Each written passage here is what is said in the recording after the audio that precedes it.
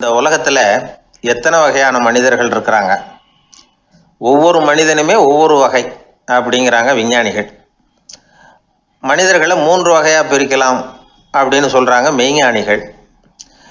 இவங்களை பற்றிலாம் ஏற்கனவே நாம் பேசியிருக்கிறோம். இப்போ டாக்டர் எட்வர்டு பேட்ச் அப்படிங்கிற நிபுணர் என்ன சொல்றாரு தெரியுமா? மனிதர்களை 7 வகையா பிரிக்கலாம்ங்கிறார். மனிதர்களின் மனநிலை அடிப்படையில் அவங்கள 7 விதமாக வகைப்படுத்துகிறார் அவர். சரி, அது என்ன 7 வகை?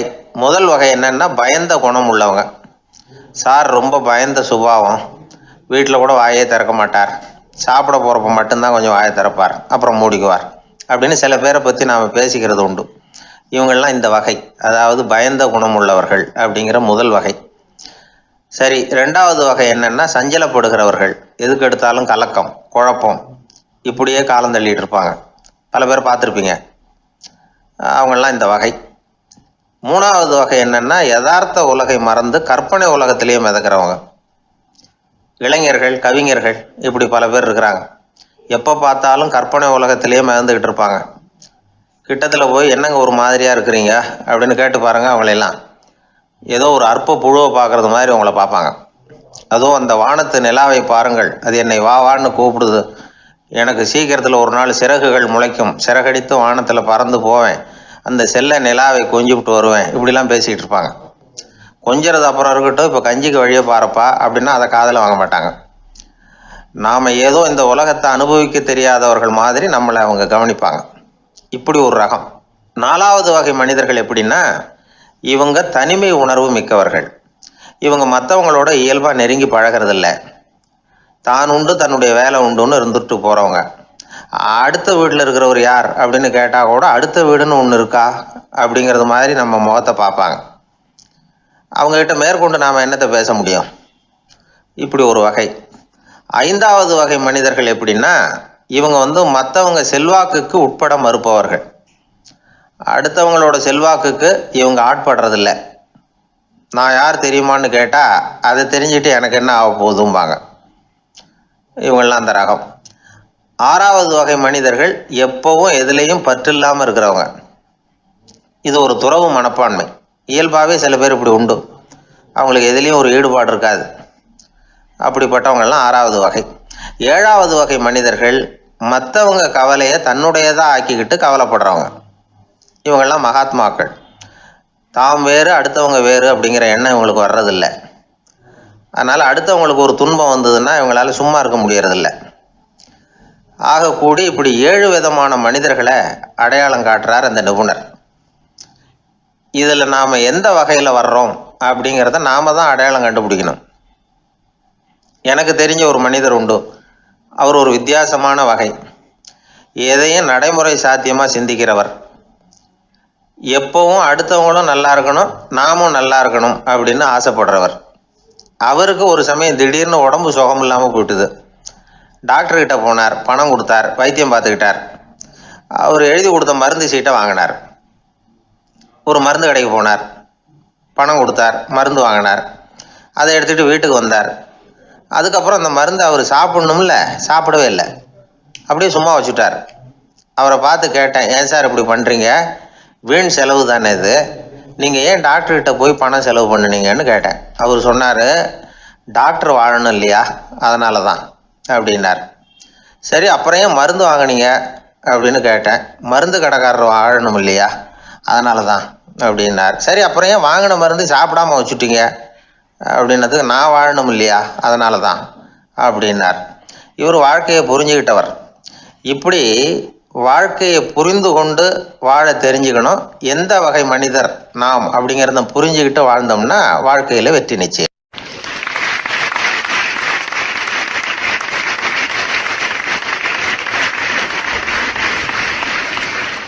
எதிர்காலத்தை நினச்சா எனக்கு ரொம்ப பயமாக இருக்குது சார் அப்படின்னு சொல்கிறவங்க நிறைய பேர் இருக்கிறாங்க. அதாவது பயப்படாத மனிதர்கள்னு யாருமே கிடையாது. ஒவ்வொருத்தருக்கும் ஒவ்வொரு விதமான பயம் இருந்தாலும் ஒட்டுமொத்தமாக பார்க்குறப்போ மனிதனுக்கு 6 விதமான பய உணர்வுகள் வரலாம் அப்படின்னு பெரியவங்க சொல்கிறாங்க. எல்லா விதமான பயமும் இந்த 6 வகைக்குள்ள அடக்கம். அந்த 6 வகை பயமும் 6 எதிரிகள் மாதிரியாம். 6 எதிரிகளையும் புரிஞ்சுக்கிட்டோம்னா போதும், வாழ்க்கையில் சுலபமாக வெற்றி அடைய முடியும். சரி, அந்த 6 வகை பயம் என்னென்ன அப்படின்னு பார்ப்போம். முதல்ல வறுமை பற்றிய பயம், 2வது பழிச்சொல் பற்றிய பயம், 3வது உடல் நலம் பாதிப்பு பற்றிய பயம், 4வது என்னன்னா காதல் தோல்வி, 5வது முதுமை, 6வது மரணம். அதாவது பயப்படுறதுங்கிறது ஒரு மனநிலை தான். இந்த மனநிலையை கட்டுப்படுத்த முடியும், திசை திருப்ப முடியும். சரி, இந்த பயங்களின் அறிகுறிகள் எப்படி இருக்கும்? வறுமை பற்றிய பயம் அப்படின்னு முதல்ல சொன்னோம் இல்லையா, அந்த பயத்தின் அறிகுறிகளை தெரிஞ்சுக்குவோம். எதுலேயும் அக்கறை இல்லாமல் இருக்கிறது, ஒரு குறிக்கோள் இல்லாமல் இருக்கிறது, வறுமையை சகிச்சுக்கிறது, வாழ்க்கையில் கிடைக்கிறது எதுவாக இருந்தாலும் ஆட்சேபனை இல்லாமல் ஏற்றுக்கிறது, மனசாலும் உடம்பாலும் சோர்ந்து போயிருக்கிறது, ஆர்வம், முனைப்பு, கற்பனை திறன் எதுவுமே இல்லாமல் இருக்கிறது. இதெல்லாம் தான் அந்த வறுமை பற்றிய பயத்தின் அறிகுறிகள். அந்த அடுத்தது ஒன்று பார்த்தோமே, பழிச்சொல் பற்றிய பயம். அதாவது அடுத்தவங்க நம்மளை குறை சொல்லி விடுவாங்களோ அப்படிங்கிற பயம். இதுக்கு அறிகுறி என்ன தெரியுமா? புதியவர்களை சந்திக்கிறதுக்கு பயப்படுறது, முடிவு எடுக்க முடியாமல் குழம்புறது, பிரச்சனைகளை தவிர்க்க விரும்புறது, தாழ்வு மனப்பான்மை, வரவுக்கு மீறி செலவு செஞ்சு இமேஜை உயர்த்திக்கிறது, குறிக்கோள் இல்லாத வாழ்க்கை. இதெல்லாம் தான் அதுக்கு அறிகுறிகள். 3வது பயம் உடல் நலம் பாதிப்பு பற்றிய பயம், அதாவது நோய் பற்றிய பயம். ஒரு உண்மை என்ன தெரியுமா? டாக்டரை சந்திக்கிற மனிதர்களில் 75% பேர் தங்களுக்கு நோய் வந்துட்டுதுங்கிற கற்பனையில் இருக்கிறவங்களாம். நிஜமாவே நோய் கிடையாது அவங்களுக்கு. இந்த பயத்தின் அறிகுறிகள் என்னென்னா, வியாதிக்கான அறிகுறிகள் தன்னிடம் இருக்கிறதாக நினச்சிக்கிறது, எந்த நேரமும் வியாதியை பற்றியே பேசி பேசி மனசை அங்கேயே வச்சிருக்கிறது, நோய் சம்பந்தமான செய்திகளை படித்து நமக்கு இப்படி ஆயிடுமோ அப்படின்னு வேதனைப்படுறது. இதெல்லாம் தான் அதுக்கு அறிகுறிகள். 4வது பயம் காதல் தோல்வி. இது ரொம்ப வேதனை, உடம்பையும் மனசையும் சீரழிச்சு விடும். ஆண்களை விட பெண்கள் தான் இந்த பய உணர்வில் அதிகமாக பாதிக்கப்படுறாங்க.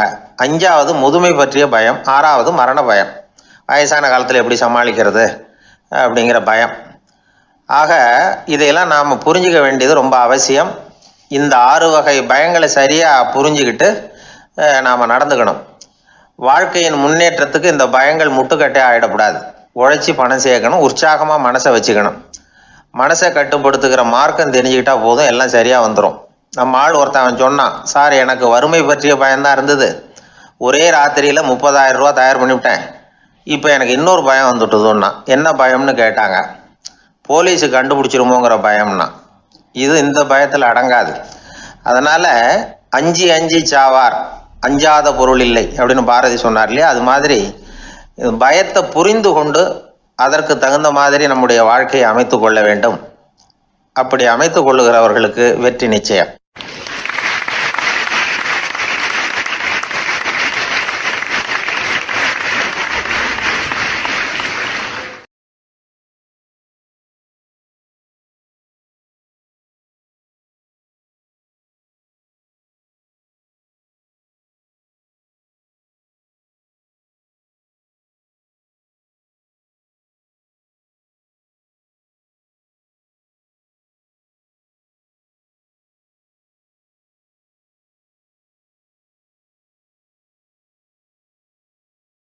ஆர்வமா பார்த்தா இவன் காலடிக்கு பின்னாடியும் தொடர்ந்து இன்னொரு காலடி வந்துகிட்டே இருந்தது. கடைசி வரைக்கும் தொடர்ந்து இருந்தது. என் பின்னாடி நீங்க வந்திருக்கீங்க போல இருக்க அப்படின்னு நான் கடவுள்கிட்ட. அதுக்கு கடவுள் சொன்னாரு, அப்படி இல்லப்பா, அது ரெண்டுமே உன்னோட காலடிகள் தான். எப்ப பார்த்தாலும் நீ குடி போதையில 2 ஆசாமியாவே இருந்திருக்கிற, அப்படியே வாழ்க்கையை முடிச்சுக்கிட்டு நேரா இங்க வந்து சேர்ந்திருக்கிற அப்படின்னு அதுக்கு விளக்கம் கொடுத்தாரு.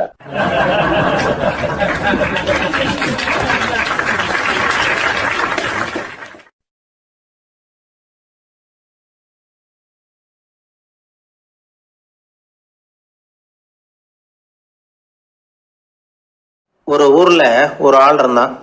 அவனுக்கும் அவன் மனைவிக்கும் சண்டை. இவன் கோவிச்சுக்கிட்டு வீட்டை விட்டு வெளியில வந்துட்டான். நேரா தன்னுடைய நண்பன் ஒருத்தனை தேடிட்டு போனான். அந்த நண்பன் எப்படின்னா, எதுக்கும் அசர மாட்டான், எப்பவும் மகிழ்ச்சியா இருப்பான்.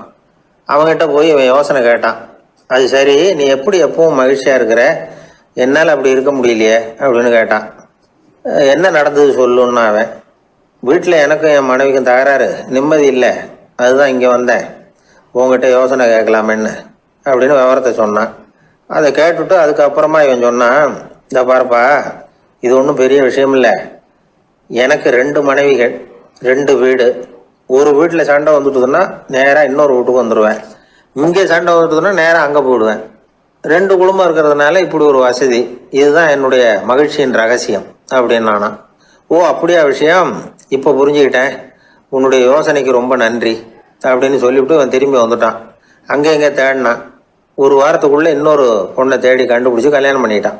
இப்போ இவனுக்கும் 2 வீடு ஆகிட்டுது. அதுக்கப்புறம் என்னாச்சு தெரியுமா, இவன் 2வதாக கல்யாணம் பண்ணிக்கிட்டு வந்தானே, இந்த செய்தி முதல் மனைவிக்கு தெரிஞ்சு போச்சு.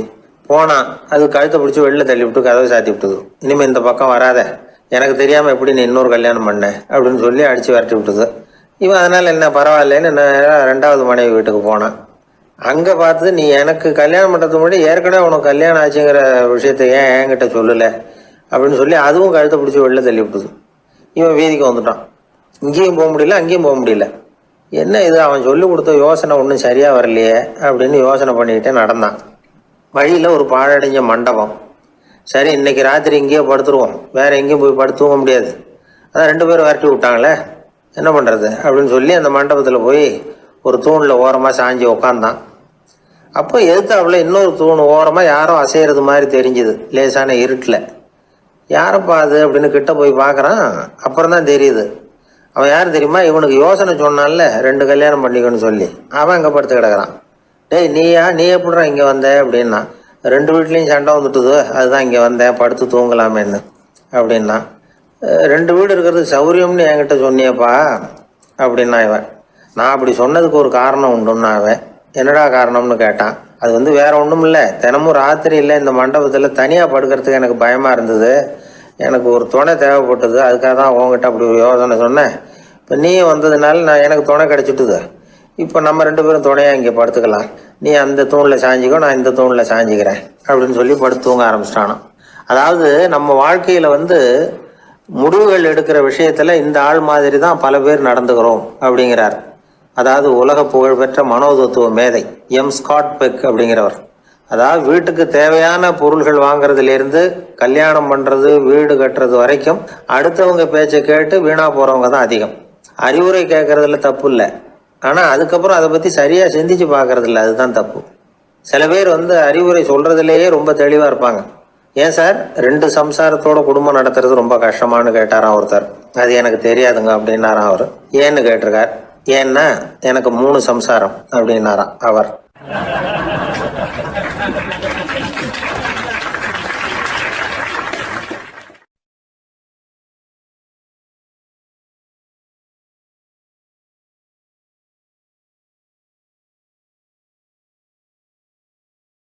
ஒரு புகழ்பெற்ற ஜப்பானிய சாமுராய் வீரன், வாள் வீசுறதுல ரொம்ப கெட்டிக்காரன். ஒரு கடுமையான போரில் கலந்து கொண்டுட்டு களைச்சி போய் திரும்பி வந்தான். படுக்கையில் விழுந்தான். பக்கத்தில் என்னமோ சத்தம் கேட்டுது. திரும்பி பார்த்தான். ஒரு எலி அவனை முறைச்சி பார்த்துக்கிட்டு இருந்தது. உடனே வாளை உருவனா வீசினான். அது தப்பிச்சிட்டு ஓடி போச்சு. எவ்வளோ முயற்சி பண்ணி பார்த்தா முடியல. கடைசியில் அந்த வாள் முறிஞ்சு போனது தான் மிச்சம். ஒரு பக்கம் அவனுக்கு இது அவமானமாக போயிட்டுது, இன்னொரு பக்கம் பயமாக போயிட்டுது.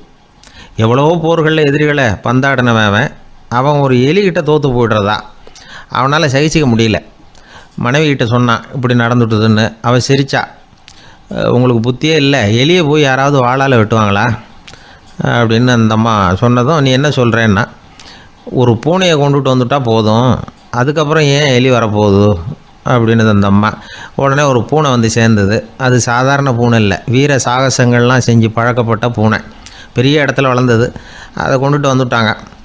அந்த பூனை குறி பார்த்து எலி மேலே பாஞ்சுது. ஆனால் அந்த எலியை சுலபமாக தப்பிச்சு போட்டுது. அடுத்தபடியாகவும் பாயறதுக்கு முயற்சி பண்ணிச்சு அந்த பூனை.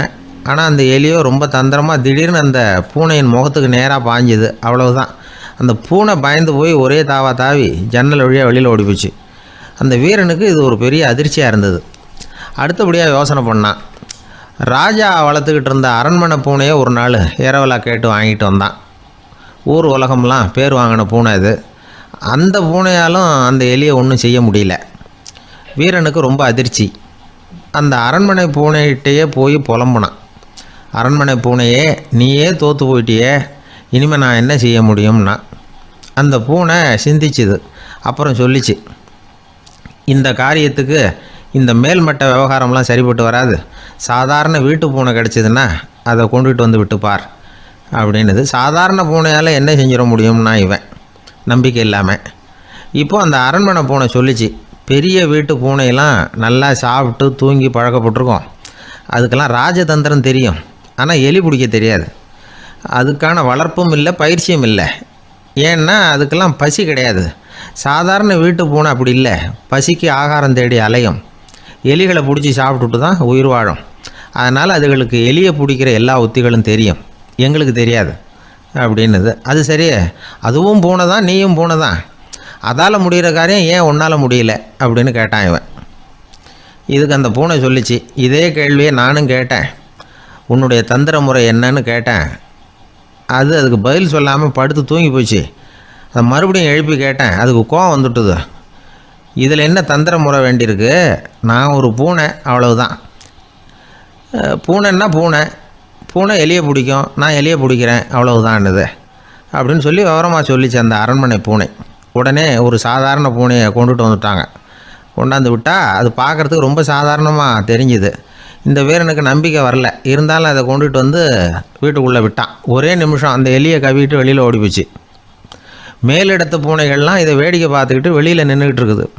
எல்லோரும் மெதுவாக அந்த பூனையை நெருங்கி, உங்கள்கிட்ட அப்படி என்ன தனிப்பட்ட திறமை, அதோட ரகசியம் என்னன்னு கேட்டாங்க. அந்த சாதாரண பூனை ரொம்ப சாதாரணமாக சொல்லிச்சான், அதெல்லாம் எனக்கு தெரியாது, நான் பூனை, அவ்வளவுதான், நீங்களும் பூனையாக இருங்கோ அப்படின்னு சொல்லிவிட்டு அந்த பூனை தன்னுடைய வாயில் கவிய எலியோடு அங்கேருந்து நடந்து போச்சு. இந்த கதையிலேருந்து நாம் புரிஞ்சிக்க வேண்டிய தத்துவம் என்னென்னா, நீயாக இரு. இதுதான் அந்த தத்துவம். நம்ம ஒவ்வொருத்தருக்கு உள்ளேயும் ஒரு தனித்தன்மை இருக்குது. இதை அவங்கவுங்க புரிஞ்சுக்கிட்டு உண்மை இயல்பு புரிஞ்சுக்கணும். நம்முடைய இயல்பு என்னங்கிறது நமக்கு தெரியணும். அதை கண்டுபிடிக்கிறது தான் உண்மையான கலை. ஒரு பெரிய மனுஷன் வாயை அகலமாக திறந்து வச்சுட்டு தூங்கிட்டு இருந்தான். உடனே ஒரு எலி உள்ளே பூந்துட்டு தான். வீட்டு வேலையாள் டாக்டருக்கு ஃபோன் பண்ணான், எங்கள் முதலாளி வாய்க்குள்ளே ஒரு எலி பூந்துட்டுது டாக்டர் அப்படின்னா. நான் உடனே புறப்பட்டு வரேன், அதுக்கு முன்னாடி நீ ஒரு ரொட்டி துண்டை எடுத்து ஒரு வாய்க்கு முன்னாடி காட்டு, உள்ளே போன எலி வெளியில் வந்துடும்னார் டாக்டர். சரின்னு சொல்லிவிட்டான். கொஞ்ச நேரத்தில் டாக்டர் அங்கே போய் சேர்ந்தார். அப்போ வேலைக்காரன் ஒரு பெரிய மீனை அவர் வாய்க்கு நேராக இப்படியும் ஆட்டிக்கிட்டு இருந்தான். நான் ரொட்டி துண்டை தானே காட்ட சொன்னேன்னார் டாக்டர். அவன் சொன்னான், எலியை வெளியில் கொண்டுட்டு வர்றதுக்கு ரொட்டி துண்டை காட்ட சொன்னீங்க டாக்டர், அதுக்கப்புறம் அந்த எலியை துரத்திக்கிட்டு ஒரு பூனை உள்ளே போயிருக்கு, அதுக்காக தான் இந்த மீனை காட்டிகிட்டு இருக்கேன் நானா. இது எதுக்குன்னா, இப்படி வேடிக்கையாக சொல்கிறது, பூனை பூனையாக இருக்க வேண்டும், எலி எலியாக இருக்க வேண்டும், மனுஷன் மனுஷனாக இருக்க வேண்டும் அப்படிங்கிறத புரிஞ்சுக்கிறது. நாம இருக்கிற வரை வெற்றி நிச்சயம்.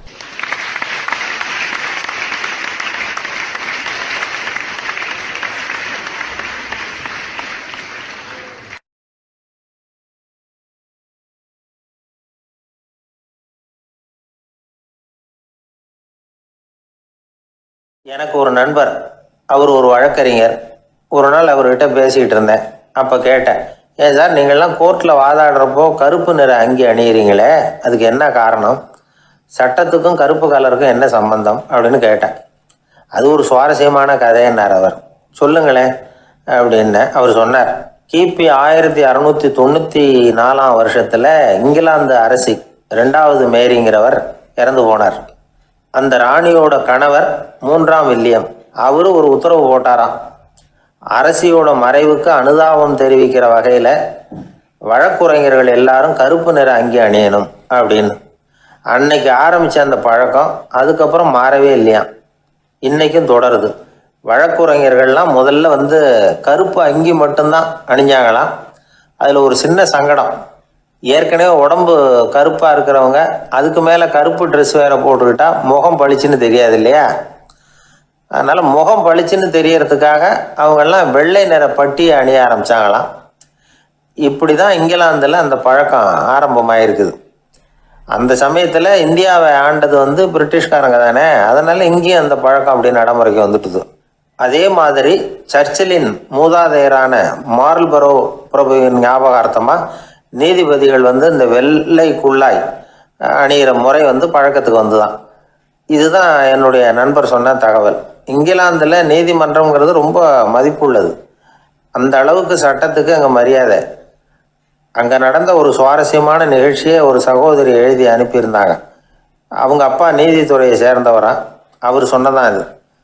அவங்க எழுதி அனுப்பியிருந்த விஷயம் என்னென்னா, அங்கே ஒரு கேஸில் ஒரு முக்கியமான தீர்ப்பு வழங்க வேண்டியிருக்குது. ஜட்ஜு, பாரட்லா படித்த பெரிய பெரிய வக்கீல்கள், ஜூரி எல்லாருமா கூடி அந்த கேஸை பற்றி விவாதிக்கணும். சுமாராக 40 பேர். இதுக்காக கோர்ட்டு ஹாலில் விசேஷ சேம்பரில் நுழையிறதுக்கு முன்னாடி அவங்கெல்லாம் தங்களுடைய கோட்டு தொப்பி எல்லாத்தையும் கழட்டி அங்கே நின்றுக்கிட்டு இருந்த ஒரு அட்டெண்டர்கிட்ட கொடுத்துட்டு உள்ளே போனாங்க. அந்த ஆள் படிக்காதவர். அவர் ஒவ்வொருத்தர் கொடுக்குறதையும் வாங்கி அங்கே அப்படியே ஒரு இடத்துல அடுக்கி வைக்கிறார்.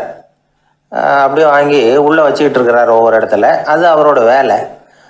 உள்ளே போன ஜட்ஜி, வக்கீல், ஜூரி எல்லாரும் ரொம்ப நேரமாக அந்த கேஸை பற்றி விவாதிக்கிறாங்க. ஒரு நாள் பூரா ஆயிட்டுது. அவ்வளவு தீவிரமாக அக்கு வேறு ஆணி வேறையை பிச்சு உதறி இருக்கிறாங்க. ஒரு வழியாக 13 மணி நேரம் கழித்து வெளியில் வந்திருக்கிறாங்க. ஒவ்வொருத்தராக வர வர அந்த அட்டெண்டரும் அவங்கவுங்க கோட்டு தொப்பியை அவங்கக்கிட்ட எடுத்து ரொம்ப மரியாதையாக திருப்பி கொடுத்துக்கிட்டு இருக்கிறார். கடைசியாக ஜட்ஜ்மெண்ட்லாம் எழுதி முடிச்சுட்டு ரொம்ப திருப்தியோடவும் களைப்போடவும் வெளியில் வந்துக்கிட்டு இருக்கிறாராம். இந்த ஆள் அவருடைய மேல் கோட்டையும் தொப்பியையும் எடுத்து அவர்கிட்ட ரொம்ப மரியாதையோடு நீட்டினாராம். ஜட்ஜுக்கு ரொம்ப ஆச்சரியம். இந்த ஆள் எப்படி இவ்வளவு பேரோட கோட்டு தொப்பி எல்லாத்தையும் ஞாபகம் பேசாமல் திருப்பி கொடுக்குறார் அப்படிங்கிறது அவருக்கு ஆச்சரியம். அதனால் அவர் அந்த ஆளை பார்த்து கேட்டாராம், ஏப்பா இந்த கோட்டை கொடுக்குறியே, இது என்னோடது தானா, என்னோடது தான்னு உனக்கு எப்படி தெரியும் அப்படின்னாராம். இதுக்கு அந்த பியூனு ரொம்ப பதவிசாக பதில் சொன்னாராம், ஐயா இந்த கோட்டு ஹேட்டை உங்ககிட்ட வாங்கி மாட்டினேன். இப்போ திரும்ப உங்ககிட்ட தரணும், தந்துட்டேன். இதுதான் என்னோட வேலை. மற்றபடி இது உங்களோடதா இல்லையா அப்படிங்கிறதெல்லாம் எனக்கு தெரியாதுங்க அப்படின்னாராம்.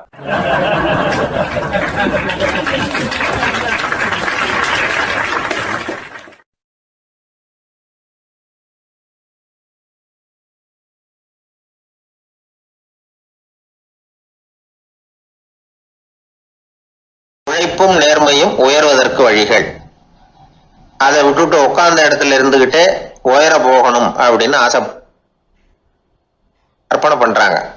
அந்த கற்பனையிலேயே பாதி வாழ்க்கை ஓடி போடுது. உழைப்புங்கிற வழியையும் நேர்மைங்கிற வழியையும் ஒதுக்கி விட்டு குறுக்கு வழியில ஓட நினைக்கிறவங்க குப்புற விழுந்துடுறாங்க.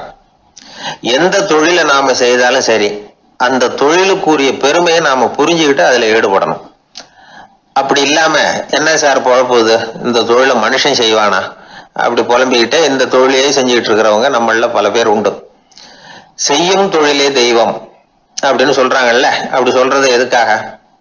அந்த அளவுக்கு அதுல ஒரு ஈடுபாடு வேணுங்கிறதுக்காகத்தான். ஒரு பெரிய மலைப்பகுதி, அந்த மலை அடிவாரத்துல ஒரு சிற்பி உட்காந்து ஒரு சிலையை வடிச்சுக்கிட்டு இருக்கிறான். கையில ஒரு சின்ன உளியை வச்சுக்கிட்டு ஒரு பெரிய கருங்கல் பாறையை கொஞ்சம் கொஞ்சமா உடைச்சுக்கிட்டு இருக்கான். ஒரு சிற்பத்தை வடிக்கிறதுங்கிறது அவ்வளவு உன்னதமான ஒரு தொழிலா? எல்லாராலையும் முடியுமா அது? அப்படி இருந்தும் அந்த சிற்பிக்கு மன நிறைவில்லை. அவன் நினைக்கிறான், இந்த கடுமையான வெயில்ல உட்கார்ந்து வேலை செய்யறது எவ்வளவு கஷ்டம். நாம ஒரு சிற்பியா இருக்கிறதுனால தானே சூரியன் கடுமையான வெப்ப கதிர்களை நம்ம மேல வீசுறான். நாமளே அந்த சூரியனா இருந்துட்டா இந்த கஷ்டம் இருக்காதே. நம்மளை கஷ்டப்படுத்துறவன் நம்மளை விட வலிமை உள்ளவன், அதனால நாம அவனா மாறி விடுறதுதான் நல்லது அப்படின்னு அந்த சிற்பி யோசனை பண்ணான். அவன் எண்ணம் உடனே நிறைவேறிட்டுது.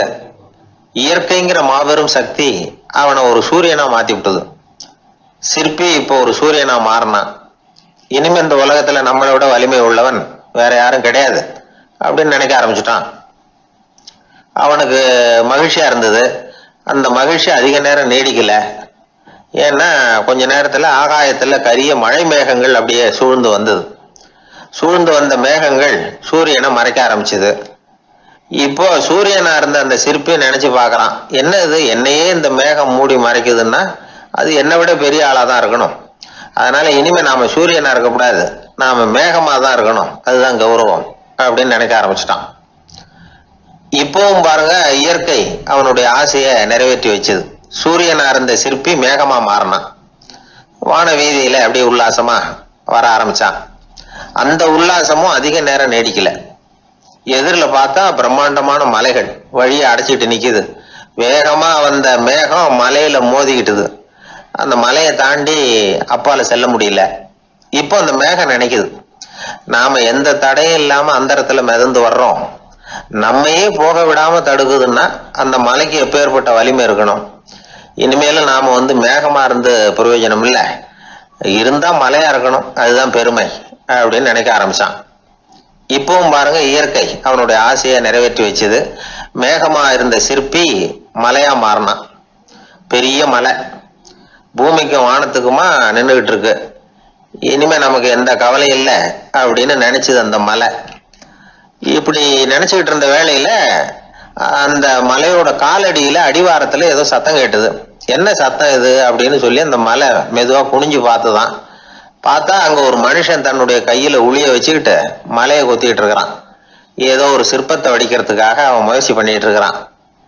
இப்போ அந்த மலை நினைச்சுதான், மலையே ஒருத்தன் உடைக்கிறான்னா அவன் எப்பேற்பட்ட வலிமை உள்ளவனா இருக்கணும். இனிமேலும் மலையா இருந்து பிரயோஜனம் இல்லை, மனுஷனா மாறணும், அதுதான் சரி அப்படின்னு நினைச்சுதான். அந்த வினாடியே அந்த மலை ஒரு மனுஷனா மாறிச்சு. அவன் கையில ஒரு உளி, பழையபடியே ஒரு கருங்கல் பாறையை கொத்த ஆரம்பிச்சான்.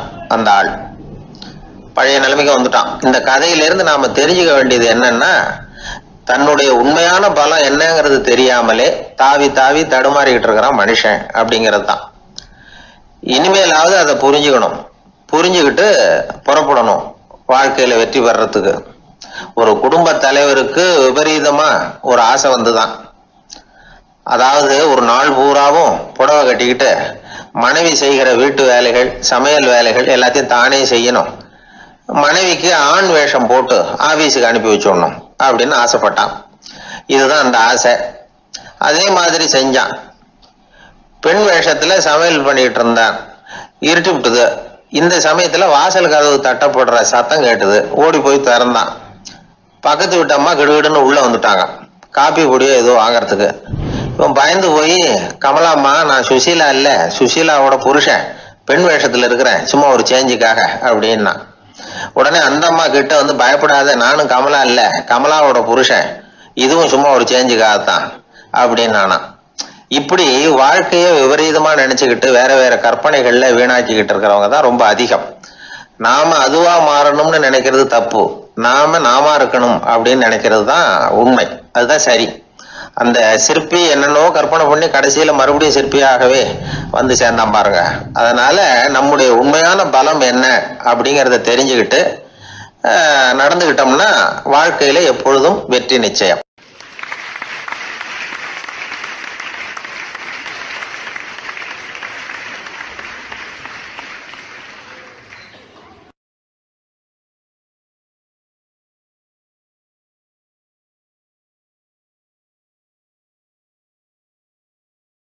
ஒரு நண்பர்கிட்ட பேசிக்கிட்டு இருந்தேன். அவருடைய உறவினர் ஒருத்தர் ஒரு நேர்முக தேர்வுக்கு போயிருந்தாராம், இன்டர்வியூக்கு. ரொம்பவும் பொறுப்பாகவும் கவனமாகவும் செயல்பட வேண்டிய பதவிக்கான நேர்காணல் அது. இவர் எழுத்து தேர்வுல ஏராளமான மதிப்பெண்கள் வாங்கிவிட்டார். அதனால அதை பத்தி கவலை இல்லை. இப்ப நேர்முக தேர்வுல தேர்வு பெறணும். ஏராளமான சான்றிதழ்கள் வச்சிருந்தார். நேர்காணல்ல கேட்கப்பட்ட எல்லா கேள்விகளுக்கும் சரியான பதில தான் சொன்னார். இருந்தாலும் பாருங்க, அந்த நேர்முக தேர்வுல அவர் தேர்ந்தெடுக்கப்படலை. என்ன காரணம் அப்படின்னு பின்னாடி விசாரிச்ச போதுதான் விவரம் தெரிஞ்சுதான். அது என்ன ஆயிருக்குதுன்னா, அந்த நேர்காணலின் போது இவர் நடந்துகிட்ட முறையில சில தவறுகள் நடந்து போச்சான்.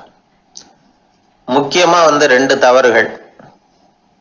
ஒண்ணு, அவங்க ஒரு கேள்வியை கேட்டு முடிக்கிறதுக்குள்ளேயே இவர் பதில் சொல்ல ஆரம்பிச்சுட்டாராம். 2வது என்னன்னா, இவர் நாற்காலியில தாராளமா இயல்பா சாஞ்சி உட்காராம நாற்காலி முனையில உட்கார்ந்துருந்தாராம். இந்த 2 விதமான செயல்பாடுகளும் இவர் அவசரப்படுறவர், பதற்றப்படுறவர் அப்படிங்கிறதுக்கான அடையாளங்கள். அதாவது கேள்வியை கேட்டு முடிக்கிறதுக்குள்ளேயே முந்திக்கிட்டு பதில் சொல்றது. 2வது, நாற்காலியில இயல்பா தாராளமா உட்காராம நாற்காலி முனையில உட்கார்றது. பார்க்க போற வேலைக்கு அவசரம், பதற்றம் இது 2 இருக்கக்கூடாதான். அதனால மார்க் இருந்தும் சர்டிபிகேட் இருந்தும் அந்த வேலை வாய்ப்பு அவருக்கு கிடைக்கல. வேலை கொடுக்கறவங்க நம்ம கிட்ட இருந்து என்னதான் எதிர்பார்க்கறாங்க, இதை தெரிஞ்சு வச்சுக்கிறது நல்லது. முதல்ல மற்றவர்களுடன் தொடர்பு கொள்ளும் திறமை, அதாவது எபிலிட்டி டு கம்யூனிகேட். நீங்க நினைக்கிறத அழகா தொகுத்து வகைப்படுத்தி சொல்ல தெரியுதான்னு பார்ப்பாங்க. உங்க திட்டங்களை அடுத்தவங்க ஏற்றுக்கொள்ளக்கூடிய விதத்துல வெளிப்படுத்துறதுக்கு உங்களால முடியுதான்னு பார்ப்பாங்க. இதுக்கு என்ன செய்யறது? குழப்பம் இல்லாம சிந்திக்கணும், குழப்பம் இல்லாம பேசணும். ரெண்டாவது விஷயம் என்னன்னா புத்திசாலித்தனம், அதாவது இன்டெலிஜென்ஸ். ஏத்துக்க போற வேலையை நல்ல விதமா செய்ய முடியுமா உங்களால, அதை எந்தெந்த வழியில செய்யலாம் அப்படிங்கிறத உங்களால தீர்மானிக்க முடியுமா, அந்த வேலைக்கான புது புது யோசனைகளை உங்களால சொல்ல முடியுமா அப்படின்னு பார்ப்பாங்க. இது இன்டெலிஜென்ஸ். மூணாவது தன்னம்பிக்கை, அதாவது செல்ஃப் கான்ஃபிடன்ஸ். உங்களுக்கு அது உண்டா அப்படிங்கிறத கவனிப்பாங்க. எந்த சூழ்நிலையையும் சமாளிக்கணும், எப்படிப்பட்ட மனிதர்களையும் சமாளிக்கிற தைரியம் வேணும், அடுத்தவங்களை நமக்கு சாதகமா திருப்பக்கூடிய தன்னம்பிக்கை வேணும். நாலாவது பொறுப்புகளை முன்வந்து ஏற்றுக்கொள்ளுதல், வில்லிங்னஸ் டு அக்செப்ட் ரெஸ்பான்சிபிலிட்டி. பொறுப்புகள்ல இருந்து நழுவி போக ஆசைப்படாம செஞ்சு முடிக்கணும். அஞ்சாவது முன் வருதல், இனிஷியேட்டிவ். வேலையோட முக்கியத்துவம் உணர்ந்து அதை ஏத்துக்கிட்டு தகுந்த நடவடிக்கைகளை தயங்காம எடுக்கிறதுக்கு முன் வரணும். ஆறாவது என்னன்னு கேட்டீங்கன்னா தலைமைத்துவம், லீடர்ஷிப். 4 பேருக்கு தலைமை தாங்கி நல்ல விதத்துல நடந்துக்க தெரியுதா. ஏழாவது கற்பனை திறன், இமேஜினேஷன். சில பிரச்சனைகள் வரக்கூடும் அப்படின்னு முன்கூட்டியே யூகிச்சு அதுக்கு தகுந்த மாதிரி நடவடிக்கை எடுக்கிற திறமை உண்டா அப்படிங்கிறத பார்ப்பாங்க. எட்டாவது என்னன்னா வளைந்து கொடுத்தல், ஃபிளெக்சிபிலிட்டி. சூழ்நிலைக்கு தகுந்த மாதிரி, மாற்றங்களுக்கு தகுந்த மாதிரி அனுசரித்து நடந்துக்கிறதுக்கு தெரியுதா அவங்களுக்கு அப்படிங்கிறத கவனிப்பாங்க. அடுத்தது திறமைகளை வெளிக்கொணரும் திறமை, இன்டர்பர்சனல் ஸ்கில்ஸ். அடுத்தவங்க கிட்ட இருக்கிற திறமையை கண்டுபிடிச்சி அதை நல்ல விதத்துல ஊக்கப்படுத்தி பயன்படுத்த தெரியுதா அப்படின்னு பார்ப்பாங்க. ஆறாவது சுய அறிவு, செல்ஃப் நாலேஜ். அடுத்தவங்க நம்மளை பத்தி என்ன நினைக்கிறாங்க அப்படிங்கிறத நம்மளால புரிஞ்சுக்க முடியுதாங்கிறது முக்கியம். அடுத்தது போட்டி மனப்பான்மை, காம்படிட்டிவ்னஸ். அடுத்தவங்களை ஒப்பிட்டு பார்த்து அதை விட ஒரு படி மேல வரணுங்கிற குணம் வேணும். இதுக்கு அடுத்தது என்னன்னா குறிக்கோளை வெல்லுதல், கோல் அச்சீவ்மெண்ட். குறிக்கோளை சவாலா எடுத்துக்கிட்டு அதை அடையணும். அப்புறம் வேறுபட்ட திறமைகள், ஒகேஷனல் ஸ்கில்ஸ். பதவிக்கு வேண்டிய திறமைகள் தவிர மற்ற திறமைகள் எதுவும் உண்டாங்கிறது முக்கியம். நமக்கு வேலை கொடுக்கணும்னு நினைக்கிறவங்க நம்ம கிட்ட இருந்து இவ்வளவும் எதிர்பார்ப்பாங்க. அதுக்கு தகுந்த மாதிரி நம்மளை நாமே தயார்படுத்திக்கணும். எனக்கு வேண்டப்பட்ட ஒருத்தர் ஒரு இன்டர்வியூக்கு போயிட்டு வந்தார், நேர்காணலுக்கு. எப்படி இருந்தது இன்டர்வியூன்னு விசாரித்தேன். நான் போனேன், அவர் கேட்ட எல்லா கேள்விக்கும் அவர் எதிர்பார்த்தது மாதிரியே எல்லா பதிலையும் சொன்னேன். கடைசியாக நான் எதிர்பார்க்காத ஒரு தகவலை அவர் சொன்னார் அப்படின்னார். என்னன்னு கேட்டேன். அவரும் என்ன மாதிரியே இன்டர்வியூக்கு வந்தவர் தானா, சும்மா என்ன கேள்வி கேட்டுக்கிட்டு உட்காந்துருந்தாராம் அப்படின்னார். அதனால ஒரு நேர்காணலுக்கு போறதுக்கு முன்னாடி என்ன எதிர்பார்க்கறாங்க அப்படிங்கறத தெரிஞ்சுக்கிட்டு போனா வெற்றி நிச்சயம்.